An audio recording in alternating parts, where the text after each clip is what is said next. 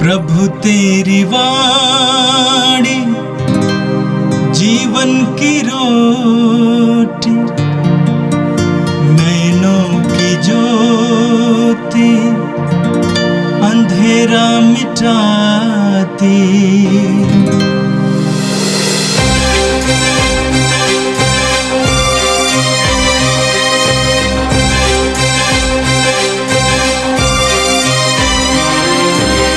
प्रभु तेरी वाणी जीवन की रोटी, नैनों की ज्योति अंधेरा मिटाती। प्रभु तेरी वाणी जीवन की रोटी, नैनों की ज्योति अंधेरा मिटाती। वाणी वाणी वाणी वाणी वाणी पवित्र है, शाश्वत है, जीवन का मन्ना है। 17 जुलाई बृहस्पतिवार। पहला पाठ निर्गमन ग्रंथ अध्याय 3 वचन संख्या 13 से 20 तक। मूसा ने झाड़ी में से प्रभु की वाणी सुनकर उससे कहा, जब मैं इस्राएलियों के पास पहुंचकर उनसे यह कहूँगा, तुम्हारे पूर्वजों के ईश्वर ने मुझे तुम्हारे पास भेजा है, और वे मुझसे पूछेंगे कि उसका क्या नाम है, तो मैं उन्हें क्या उत्तर दूंगा? ईश्वर ने मूसा से कहा, मेरा नाम सत है। उसने फिर कहा, तुम इस्राएलियों को यह उत्तर दोगे, जिसका नाम सत है उसी ने मुझे भेजा है। इसके बाद ईश्वर ने मूसा से कहा, तुम इस्राएलियों से यह कहोगे, प्रभु तुम्हारे पूर्वजों के ईश्वर इब्राहिम, इसहाक तथा याकूब के ईश्वर ने मुझे तुम लोगों के पास भेजा है। यह सदा के लिए मेरा नाम रहेगा, और यही नाम लेकर सब पीढ़ियां मुझसे प्रार्थना करेंगी। अब जाकर इस्राएल के नेताओं को एकत्र करो और उनसे यह कहो, प्रभु तुम्हारे पूर्वजों का ईश्वर इब्राहिम, इसहाक और याकूब का ईश्वर मुझे दिखाई दिया, और उसने मुझसे कहा, मैंने तुम लोगों की सुधि ली है, और मैं जानता हूं कि मिस्र देश में तुम पर क्या बीत रही है। मैंने यह निर्णय किया है, मैं तुम्हें मिस्र की दीनता से निकालकर कनानियों, हित्तियों, अमोरियों, परिज्जियों, हिब्बियों और यबूसियों के देश ले जाऊंगा, जहां दूध और मधु की नदियां बहती है। वे तुम्हारी बात मानेंगे, और तुम इस्राएल के नेताओं के साथ मिस्र के राजा के पास जाओगे और उससे यह कहोगे, प्रभु इब्रानियों का ईश्वर हमें दिखाई दिया। हमें मरुभूमि में 3 दिन की यात्रा करने दीजिए, जिससे हम अपने प्रभु ईश्वर को बलि चढ़ाएं। मैं जानता हूं कि जब तक मिस्र के राजा को विवश नहीं किया जाएगा, वह तुम लोगों को नहीं जाने देगा। इसलिए मैं अपना भुजबल प्रदर्शित करूंगा और विविध चमत्कार दिखाकर मिस्रियों को संतप्त करूंगा। इसके बाद वह तुम लोगों को जाने देगा।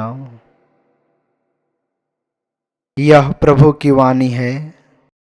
संत मत्ती के अनुसार पवित्र सुसमाचार अध्याय 11 पद संख्या 28 से 30 तक। यीशु ने कहा, थक्के मांदे और बोझ से दबे हुए लोगों, तुम सबके सब मेरे पास आओ, मैं तुम्हें विश्राम दूंगा। मेरा जुआ अपने ऊपर ले लो और मुझसे सीखो, मैं स्वभाव से नम्र और विनीत हूं।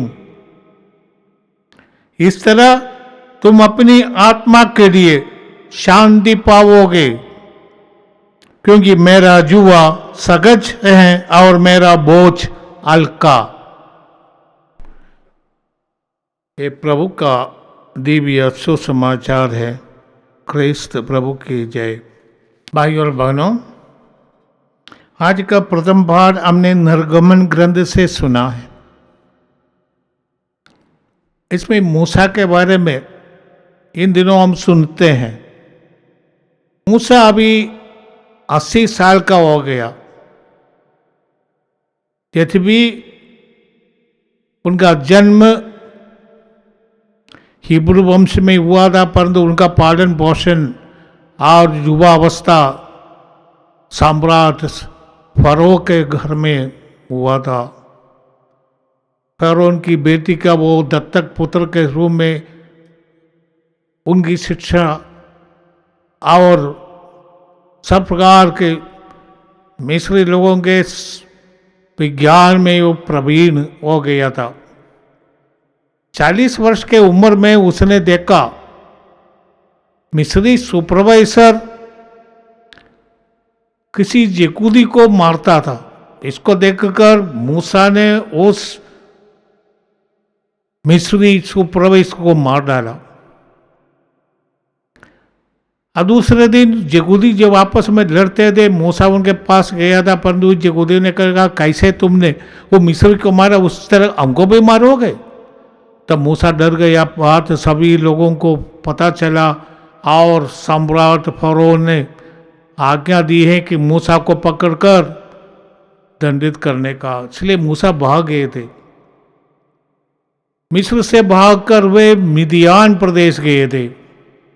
ये मिदियान देश में वो रह गए थे और उनका ससुर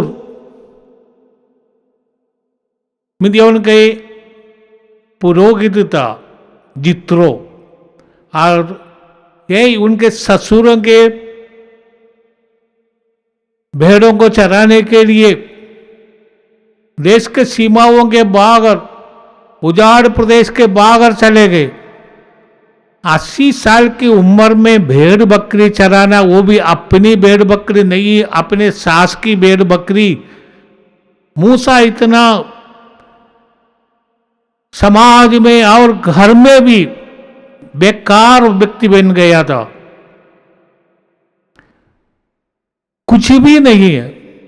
इस अवस्था में जीविका के लिए किसी दूसरे के बकरी चराना, इसके द्वारा माध्यम से जीना, ऐसा मूसा को सिनाई पर्वत के पास ईश्वर ने दर्शन दिया, जिसके बारे में हमने कल सुना था। जलती हुई झाड़ी से प्रभु ने उनको बुलाया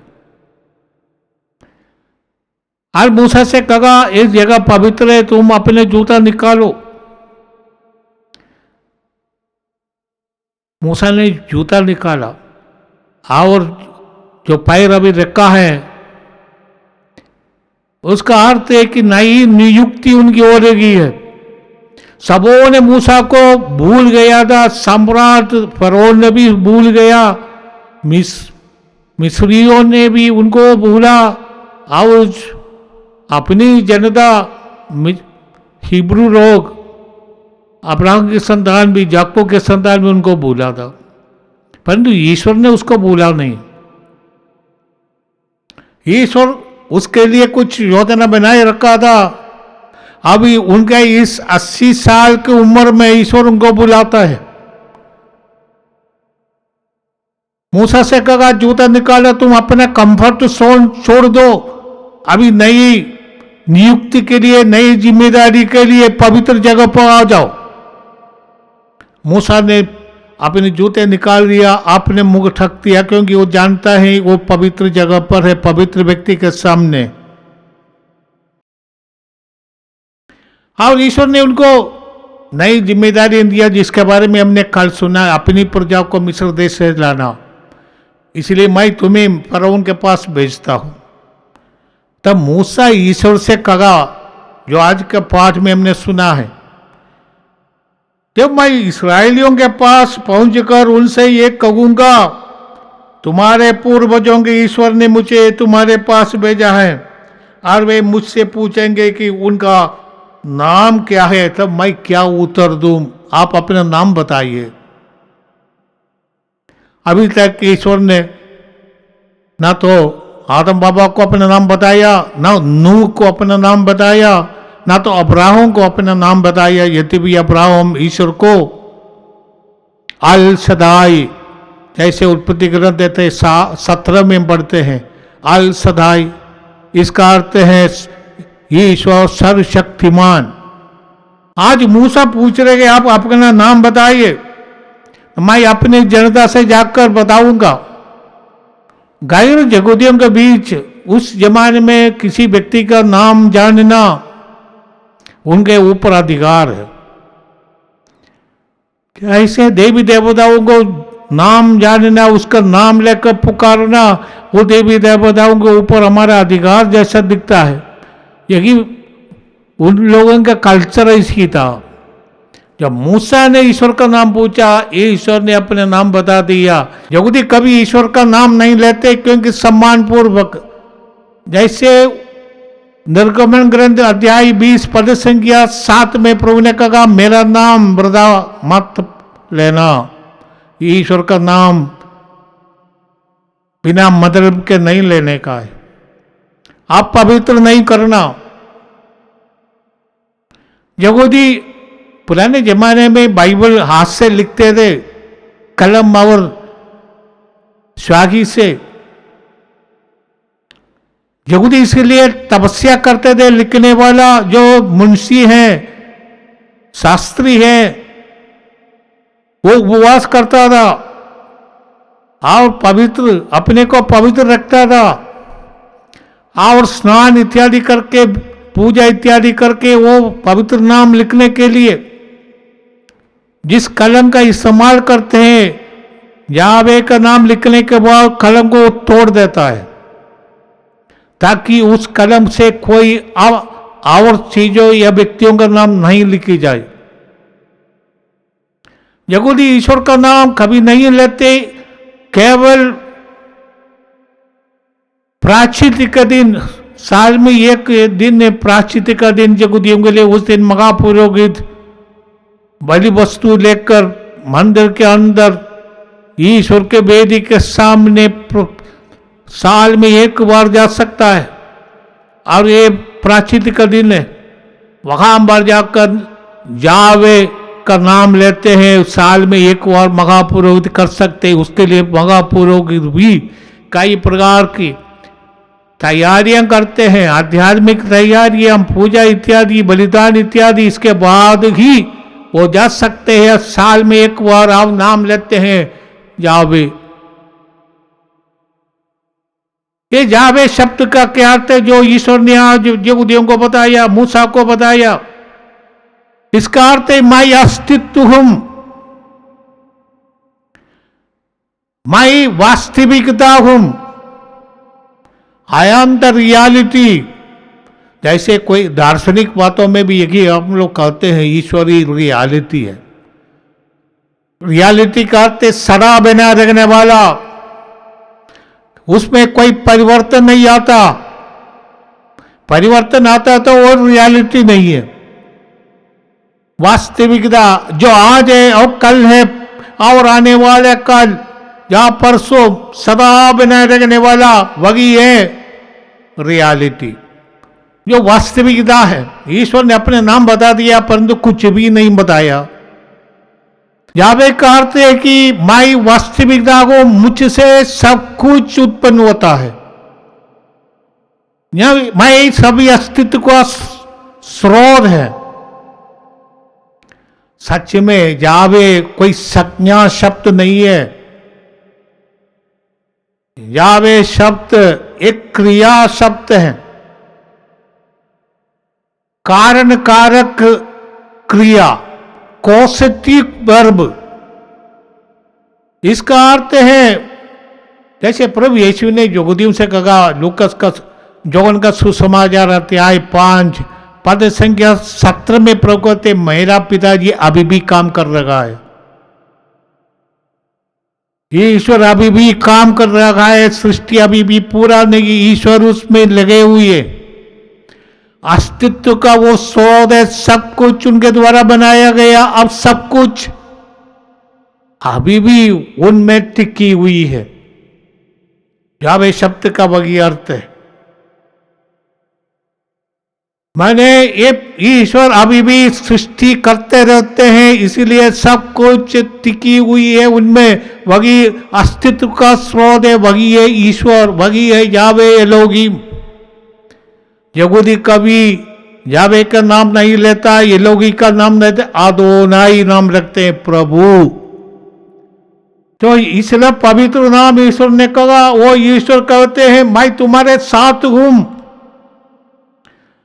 तुम इस्राएलियों को बताओ जिनका नाम यावे है, जिनका नाम सत्य है, उसने मुझे भेजा है। तुम्हारे पूर्वजों का ईश्वर अब्राहम, इसहाक और याकूब का ईश्वर मुझे दर्शन दिया है। और प्रभु ने ये वादा किया है, तुम्हें मिस्र से निकाल के प्रज्ञात देश, तुम्हारे पूर्वजों का देश मैं ले जाऊंगा। ईश्वर सदा हमारे साथ रहने वाला है। मूसा को दर्शन देकर ईश्वर ने अपनी जनता को, हम जानते कितने चिन्ह चमत्कार के द्वारा ईश्वर ने मिस्र देश से याकूब की संतान को निकाल कर लाया।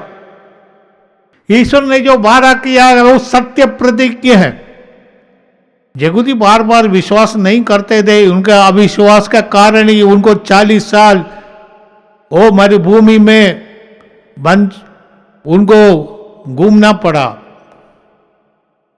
मूसा ने हर एक गोत्र से एक एक व्यक्ति को चुनकर प्रज्ञात देश के निरीक्षण करने के लिए भेजा था। और उनमें से केवल 2 व्यक्तियों ने आकर कहा हम लोग जा सकते हैं और प्रभु हमारे साथ ही, हम जीत सकते हैं। देशों ने कहा हमसे ये नहीं होगा, ये लोग हमसे बहुत मोटा है, तगड़ा है, शक्तिशाली है, हमको ये लोग मार देंगे। और जनसाधारण ने ये देशों के साथ दिया। अब मूसा के खिलाफ गुड़गुड़ाने लगा। फलस्वरूप 40 वर्ष तक उनको मरुभूमि में घूमना पड़ा। विश्वास में बढ़ने के लिए उनको यह जरूरी था, परंतु ईश्वर ने अपनी वादा पूरा की। इस जनता को उन्होंने प्रज्ञात देश पहुंचाया। प्रभु ने कहा आज भी मूसा से कहेंगे कि मैं जो वादाएं किए हैं करते हैं उसको मैं पूरा करूंगा। इसका प्रमाण तुम बाद में अपने लोगों को लेकर इस सिनाई पर्वत पर आओगे और यहाँ पर मेरे लिए बलिदान, पूजा, अर्चना चढ़ाएंगे। हमारे साथ रहने के लिए वो इच्छुक है।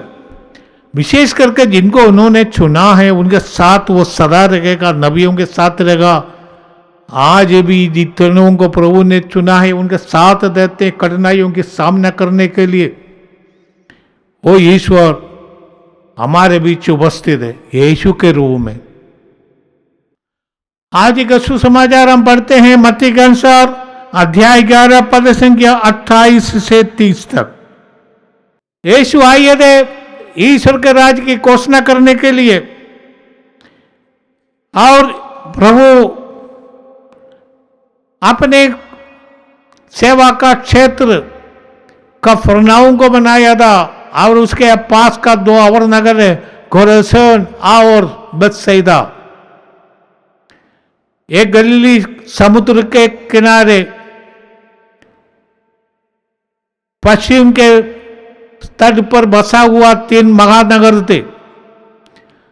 आज ये नगर नहीं है सच में, केवल कफरनहूम में वो भी विश्वासियों ने जाकर कुछ उधर बनाया है। कोई चर्च है या कैथोलिक लोगों का और लोगों का कफरनहूम जो पेतरुस का गृह जगह था, यीशु वहां पर रहते थे, उस जगह आज एक चर्च है। ये सब जैसे प्रभु ने कहा था वो सब समाप्त हो गया, क्योंकि वो विश्वास नहीं करते थे। प्रभु ने कहा विश्वास करने वाले उनके लिए मेरा पिता मुझे ये सब कुछ सौंपा है, पिता को छोड़कर कोई भी पुत्र को नहीं जानता। यीशु पर विश्वास करने वरदान है। यहूदियों ने उन पर विश्वास नहीं किया, चिन्ह चमत्कार देखने के बावजूद भी। इसलिए प्रभु नगरों को कोसते हैं। इसके बाद प्रभु आज सबों को बुलाते हैं, तक के मांदे बोझ से दबे हुए लोगों सब मेरे पास आओ। प्रभु की तरफ से 3 निमंत्रण है। यह कि सब मेरे पास आओ। कौन लोग? तक के मांदे, जो जिंदगी में तक के हैं, हर प्रकार की समस्याओं के कारण, रोग के कारण, गरीबी के कारण, सामाजिक समस्याओं के कारण, किसी भी कारण तक्के हैं, मानते हैं, बोझ है, पाप का बोझ। पहला पेतरुस अध्याय 2 पद संख्या 24 में पेतरुस कहते हैं वह अपने शरीर में हमारे पापों को क्रूस के खाट पर ले गए और जिससे हम पाप के लिए मृत होकर धार्मिकता के लिए जी जाए। आप उनके घावों द्वारा भले चंगे हो गए हैं। पाप का बोझ यीशु को दे देना। यीशु हमारे पापों को नष्ट करने वाला है। क्रूस हमारे पापों को उन्होंने नष्ट किया। हर रोगों को वो चंगाई देने वाला है। यीशु के नाम पर आज भी रोगियों को चंगाई मिलते हैं। किसी भी प्रकार का तकलीफ से थके मांदे लोग जो यीशु के पास आते, आज भी यीशु उनको सुनते हैं, क्योंकि यीशु का दिल उनके लिए तरसते रहते हैं। करुणामय ईश्वर, हमारे पुकार सुनने वाला, हमारे साथ रहने वाला, आज भी लोगों को बुलाते हैं, तक के मांदे और बोझ से दबे हुए लोगों सब मेरे पास आओ, मैं तुम्हें विश्राम दूंगा। ये प्रभु का आश्वासन है। यीशु के संदर्भ में बहुत सी यहूदियों की उनकी परंपरा थी। ईश्वर ने उनको 10 आज्ञाएं दिया था, परंतु यहूदियों ने अपनी परंपरा में इसको बड़ा चढ़ा के 613 आज्ञाएं बनाया और उसका पालन करना ये भी इतना एक बहुत जैसा हो गया। यीशु जो नियम उनको देते हैं, केवल 2 ही नियम यीशु ने दिया और सारे बाइबल का वो सारा आस है। तू अपने ईश्वर को अपने पूरे दिल से प्यार करो, जो विधि विवरण ग्रंथ अध्याय 6 पद संख्या 5 में ईश्वर ने यहूदियों को सुनाया था। ईश्वर को अपने दिल से प्यार करो। दूसरा है अपने पड़ोसी को अपने समान प्यार करो। लेवी ग्रंथ अध्याय 19 पद संख्या 18। प्रभु यीशु एक ही आदेश हमें देते, इसलिए प्रभु ने कहा मेरा जुआ अपने ऊपर लो और मुझसे सीखो, मैं स्वभाव से नम्र विनीत हूं। पौलुस लिखते हैं फिलिपियों को नाम पत्र अध्याय 2 पद संख्या 7 में, उन्होंने दास का रूप धारण कर तथा मनुष्यों के समान बनकर अपने को दीनहीन बना दिया। उन्होंने मनुष्य का रूप धारण करने के बाद मरण तक का क्रूस का मरण तक आज्ञाकारी बनकर अपने को और भी दीन बना दिया। कीड़ा जैसा बन गया और हमारे लिए दुख सगा। यीशु हमारे साथ है, हमारे दुख को हराने वाला। इसलिए कहा मुझसे सीखो, मैं विनम्र हूं, विनीत हूं और प्रेम का ये जुआ लो। एक दूसरे को प्यार करो जैसे मैंने तुम्हें प्यार किया है। हमारे लिए यही एकमात्र ऋण है, यही धार्मिकता का एक निशाना है। हमारी धार्मिकता यही है, प्रेम, सेवा और इससे बढ़कर कोई दूसरा धर्म नहीं है। प्रेम के अलावा प्रेम ही धर्म है। वही मनुष्य को इंसान बनाता है। प्रभु ने कहा, मेरा जुआ सहज है, मेरा बोझ हल्का है। प्रभु से सीखने के लिए बोला है, मुझसे सीखो। प्रभु ने अपने शिष्यों को कहा, तुम अपने को नम्र बनाओ, जरा मेरा अनुकरण करना चाहते हो, आत्मत्याग करे, अपना क्रूस उठाकर मेरा अनुकरण करे, क्योंकि प्रभु आगे गए हैं। प्रभु साथ है, मार्गदर्शक, हमारे हर बात में, हर समस्या में साथ देने वाला, क्योंकि वो इम्मानुएल है, ईश्वर हमारे साथ। वही ईश्वर जो यहूदियों को मिस्र से निकाला, वही ईश्वर हमारे लिए क्रूस पर मरकर हमारे पापों के प्रायश्चित किया। वही ईश्वर आज पुकार कर कहते हैं, मेरा अनुकरण करो, मेरे पास आओ और मुझसे सीखो, तुम्हारा बोझ मैं हल्का करूंगा। आइए हम प्रार्थना करें। हे प्रभु, हम धन्यवाद देते हैं, तू हमारे साथ रहने वाला ईश्वर है। संकट के समय, कष्ट के समय, समस्याओं के समय, जैसे यहूदी मिस्र देश में थे, जैसे हम जब बीमार हो जाते हैं, समस्याओं से हम परेशान हो जाते हैं, प्रभु तेरे पास आने के लिए तो हमें बुलाते हैं। तेरे आह्वान सुनकर जब हम आते हैं, हमें आशीष दे। जो कोई तेरे पास आते प्रभु, उनको आशीष से भर दे, उनके समस्याओं का समाधान दे। तू उनके साथ रहे, तेरे चिन्ह चमत्कार के द्वारा तेरी उपस्थिति का अनुभव वे करे। ये प्रार्थना हम करते हैं हमारे प्रभु क्रिस्त के द्वारा, आमीन। प्रभु तेरी वाणी जीवन की रोटी, नैनों की ज्योति अंधेरा मिटाती। वाणी वाणी वाणी वाणी वाणी पवित्र है, शाश्वत है, जीवन का मन्ना है।